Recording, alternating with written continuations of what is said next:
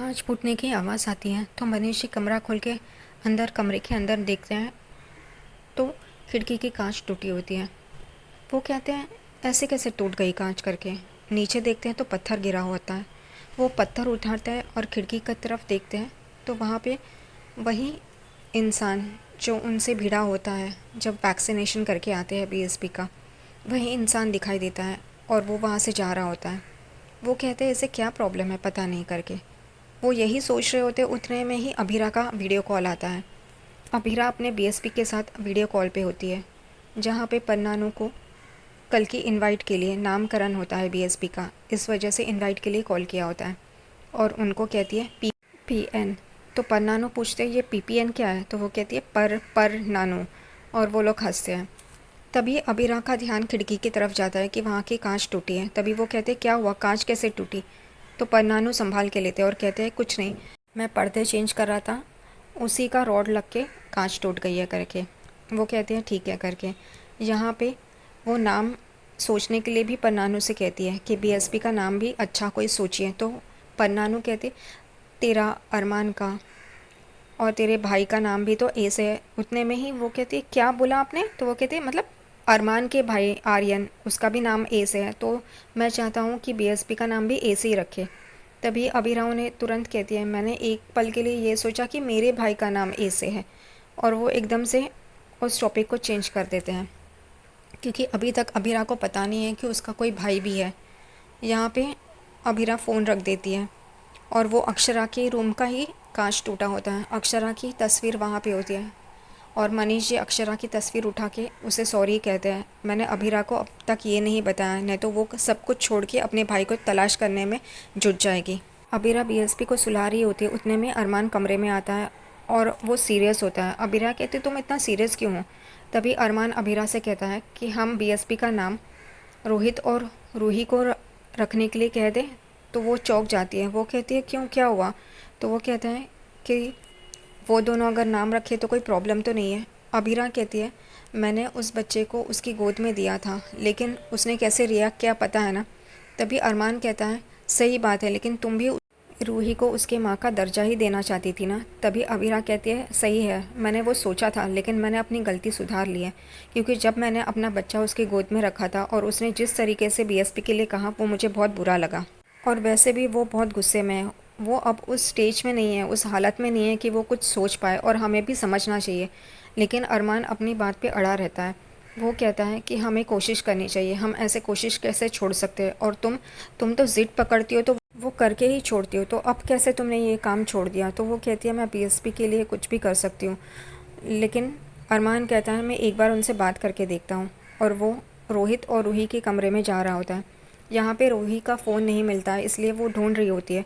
उसे रोहित का phone charging पे दिखाई देता है और वो उसका फ़ोन उठाती है और लगाने की कोशिश करती है। उतने में ही रोहित अपना फ़ोन उससे छीन लेता है। रूही को अजीब लगता है। वो कहती है कि ऐसा क्या हुआ, तुम्हारे फ़ोन में ऐसा क्या ख़जाना है जो तुम इतने टेंशन में आ गए। तो वो कहता है कुछ नहीं कुछ नहीं। तो वो कहती है मैं सिर्फ फ़ोन ही लगा रही थी मेरे फ़ोन पे, क्योंकि मेरा फ़ोन मुझे मिल नहीं रहा है। तो रोहित यहाँ वहाँ देखता है और उसे चादर के नीचे रूही का फ़ोन दिखाई देता है। वो कहता है ये देखो यहाँ पे ही तो है, और वो उससे बात करने जा ही रही होती, उतने में अरमान आता है वहाँ पे। अरमान रोहित और रूही से रिक्वेस्ट करता है कि कल उसके बीएसपी के नामकरण में रोहित और रूही उस बच्चे का नाम सोचे। यहाँ पे रोहित तो खुश होता है, लेकिन फिर वो रूही को देख के एकदम चुप हो जाता है, क्योंकि रूही ये बर्दाश्त नहीं कर पाएगी।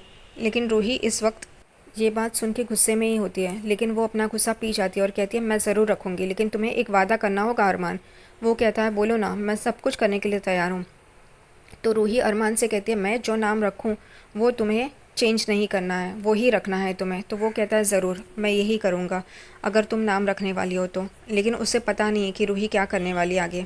अभीरा नीचे विद्या और दादीसा से बात कर रही होती है। विद्या कहती है रूही नाम रखेगी, लेकिन क्यों, वो कैसे बिहेव करती है पता है ना तुम्हें। तो दादीसा भी कहती है तुम दोनों क्यों रूही के पीछे पड़े हो, वो अगर कोई तमाशा करेगी इस नामकरण में तो मैं बर्दाश्त नहीं करूँगी। तो अभीरा कहती है मैंने भी यही कहा था अरमान को, लेकिन अरमान मानने के लिए तैयार नहीं है, तो मैं क्या करूँ।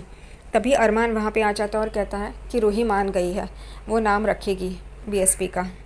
और ये सुन के अभीरा चौंक जाती है। विद्या और दादीसा तो खुश हो जाते हैं, लेकिन अभीरा को शक होता है। यहाँ पे मनीष जी, सुवर्णा और सुरेखा ज्वेलरी शॉप में जाते हैं क्योंकि नामकरण के लिए बीएसपी के लिए तोहफ़ा लेने के लिए। वहीं पे अभीर भी होता है, वो भी वहीं ज्वेलरी शॉप में आया होता है। तभी वो मनीष जी, सुवर्णा और सुरेखा को देखते हैं, लेकिन उनका ध्यान नहीं रहता है, लेकिन सुलेखा का ध्यान जाता है। तभी अबीर बहुत गुस्से से उन तीनों को देख रहा होता है और उसके हाथ में ग्लास रहता है। वो इन तीनों को इतने गुस्से से देख रहा होता है कि उसके हाथ से वो ग्लास फूटता है और उसके हाथ से खून निकल आता है। ये देख के मनीष जी, सुवर्णा और सुरेखा एकदम चौंक जाते हैं, लेकिन यहाँ पे वो लोग अपना तोहफ़ा लेके वहाँ से निकल जाते हैं। दोनों थैलियाँ एक दूसरे के पास ही रखी होती हैं और वो एक्सचेंज हो जाती है। अबीर की थैली मनीष जी के पास आती है। घर पे सब लोग बीएसपी को तैयार कर रहे होते हैं। काजल, विद्या और दादी सा उसके कमरे में होती है, बीएसपी और अबीरा की। यहाँ पे अबीरा बीएसपी के कपड़े लेके आती है जो पहने होते हैं नामकरण में। वो देखती है तो उतने में विद्या ने उसको ऑलरेडी कपड़े पहना दिए होते हैं। उसे बुरा लगता है, लेकिन फिर वो चुप हो जाती है। यहाँ पे विद्या कहती है अब मैं काजल लगाऊंगी। तभी अबीरा डर जाती है। वो कहती है कि ये शायद काजल अब पूरे फेस पे लग जाएगा, बीएसपी को नज़र ना लगे इसलिए, लेकिन उतना नहीं लगता जितना अभीरा ने सोचा होता है। फिर दादी सा कहती है अब मैं लगाऊंगी। वापस अभीरा चौंक जाती है कि अब क्या, अब उसका पूरा फेस काजल से भर जाएगा, लेकिन दादी सा सिर्फ कान के पीछे लगाती है। तभी अभीरा चैन की सांस लेती है। उसे लगता है कि दादी सा भी अभी पूरे फेस पे लगा देगी काजल, क्योंकि बीएसपी को नज़र ना लगे इस वजह से। यहाँ पे सब लोग बीएसपी को लेके नीचे जा रहे होते हैं। विद्या उसे अपने पास से उतारती ही नहीं है। अभीरा को लगता है वो अब उसे देगी करके, लेकिन वो नहीं उतारती, वो लेके जाती है। वो और काजल चले जाते हैं आगे। यहाँ पे अभीरा उनको देखती रहती है और पीछे दादी सा रहती है। दादी सा को पता चल जाता है। तभी दादी सा अभीरा से कहती है जॉइंट फैमिली में ऐसा ही होता है, किसी एक के पास बच्चा नहीं रहता। माँ बाप को हर फैमिली मेम्बर्स के साथ उस बच्चे को बांटना होता है। अभीरा हाँ कहती है, समझ गई। और यहाँ पे अरमान सब फूलों की सजावट कर रहा होता है। कियारा और चारू यही कह रहे होते हैं कि वो कॉन्सर्ट की टिकट्स नहीं मिले। तभी चारू कहती है कि अरमान भैया से कहो ना, अरमान भैया का बहुत बड़ा नाम है तो उनको मिल जाएगा। इसलिए कियारा उनको मस्का लगा रही होती है। तब वो कहती है कि मुझे इस कॉन्सर्ट की टिकट्स चाहिए। अरमान उस फ़ोटो को देखता है, तभी उसे पता चलता है ये तो वही है जो वैक्सीनेशन के टाइम से लौटते वक्त उसी के जीप से एक्सीडेंट हुआ होता है। वो ये सारी बातें कोरोस गैंग को बता देता है और वो भी चौंक जाते हैं। तभी अरमान बहुत ज़ोर से कहता है इसके कॉन्सर्ट में जाने की ज़रूरत नहीं है, घटिया इंसान है करके। और यहाँ पे कोरोस गैंग एकदम चौंक जाती है।